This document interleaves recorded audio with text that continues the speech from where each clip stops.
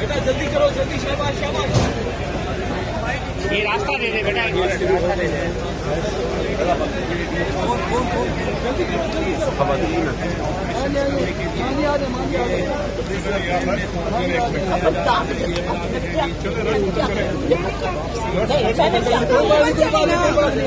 आराम से आराम से।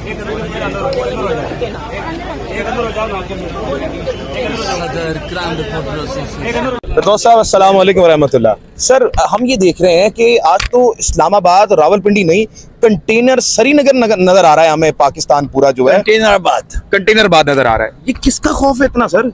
इमरान खान का सर, इतना अवाम का, पाकिस्तानियों का। इससे कि अगर पाकिस्तानी इनके साथ होते तो कंटेनर लगाने की क्यों जरूरत थी। मैं निकलता, यहाँ बिल्डिंगों में से पाकिस्तानी निकलते और मेरी ठुकाई करते कि तुम लोग क्या कर रहे हो। बिल्कुल ऐसी है, होता ही है कि नहीं? बिल्कुल होता है, ऐसी बात है, ऐसी बात है। अभी डाकू पकड़े जाते हैं कराची में, हम क्या करते हैं उनके साथ? मारते हैं उनको, मारते हैं। तो अगर हमने इस मुल्क के हकूक पे डाका डाला होता तो अवाम पीते, तुम कौन होते हो?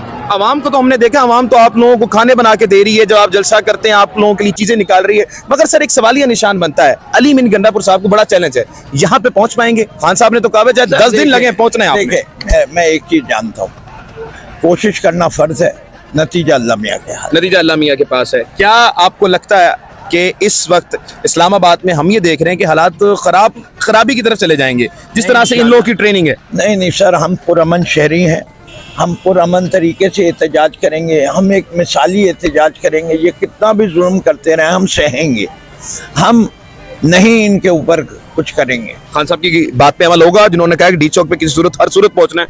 पहुंचा हूँ, आप तो पहुंचे में आवाम मैं इसीलिए पहुंचा हूँ। आपकी है बिल्कुल ऐसी है।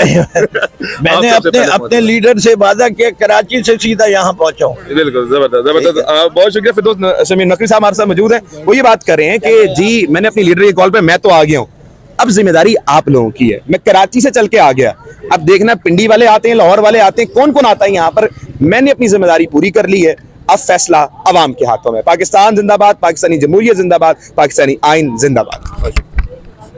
नाज़रीन, मैं इस वक्त डी चौक में मौजूद हूँ। आपकी इत्तला के लिए अर्ज है कि कुछ चंद दिनों पहले हमने एक बुजुर्ग खातून को देखा था जो इस वक्त बड़ी शदीद तकलीफ में थी, कोर्ट में जा रही थी और बड़ी बातें भी कर रही थी, लेकिन आज नाज़रीन इकराम बड़ी हैरत है, सबसे पहले वो यहाँ पर पहुंची। आइए जरा मैं आपको मिलवाता हूँ। अस्सलाम वालेकुम अम्मा जी, कैसी हैं आप? ठीक है, सब खैरियत है? सब ठीक है। सबसे पहले आप यहाँ आके बैठी हुई हैं, क्यों? जोश है ना। उम्र आपकी इतनी ज्यादा है, आपको तो आराम करना चाहिए। इमरान खान से इतनी मोहब्बत क्यों है? आराम का आराम है, जब मर जाएंगे तो आराम है। जब मर जाएंगे तो आराम है।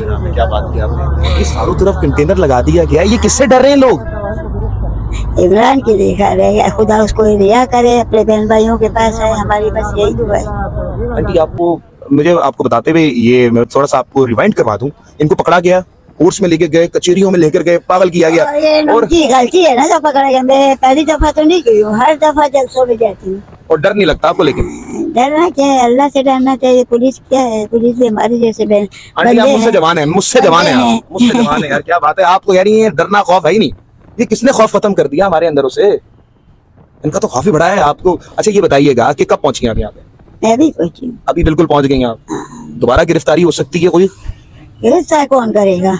आपको पहले किया ना, जिन्होंने पहले किया अभी कर लेंगे, वही करेंगे। क्यों करेंगे? आपको डर नहीं है किसी चीज का?